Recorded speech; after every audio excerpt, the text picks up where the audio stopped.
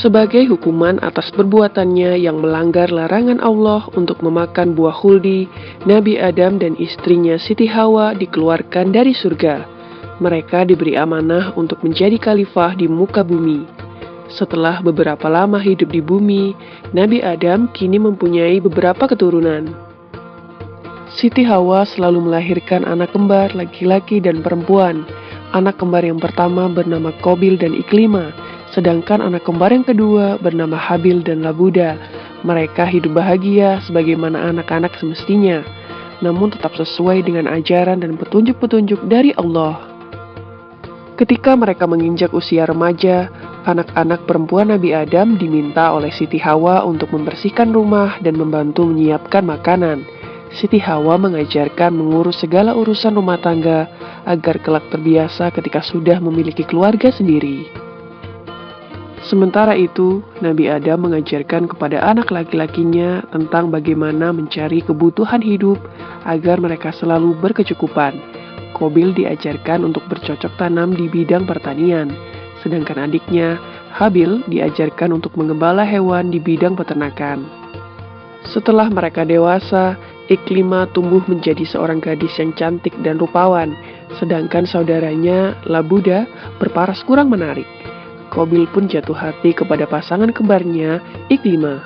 Namun Allah memberi ilham kepada Nabi Adam untuk menikahkan anaknya secara bersilangan. Qabil kemudian menanyakan kepada ayahnya.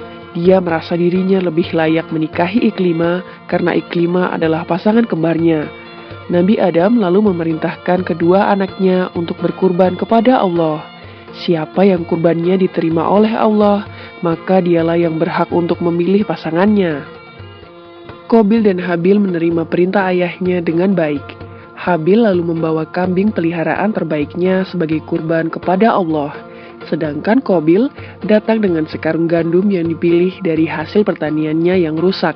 Kedua jenis kurban itu kemudian diletakkan di atas sebuah bukit. Tidak lama berselang, terlihat api besar menyambar kurban Habil, yang seketika itu juga memusnahkan kurbannya. Dengan demikian, Habillah yang berhak menikahi Iklima. Namun Qabil tidak tinggal diam. Ia kemudian mendatangi Habil dengan membawa kayu besar dan memukul adiknya sendiri dari belakang. Qabil merasa gelisah dan bingung mengetahui adiknya telah meninggal akibat perbuatannya. Ia tidak tahu apa yang harus dilakukan. Allah Subhanahu wa Ta'ala kemudian menunjukkan kepada Qabil tentang bagaimana seekor burung gagak menggali tanah dengan kakinya, lalu mendorong gagak lain yang sudah mati dalam pertarungan ke dalam lubang yang telah digalinya. Ketika Qabil sedang menggali, nampak dari kejauhan Nabi Adam hendak mendatangi mereka.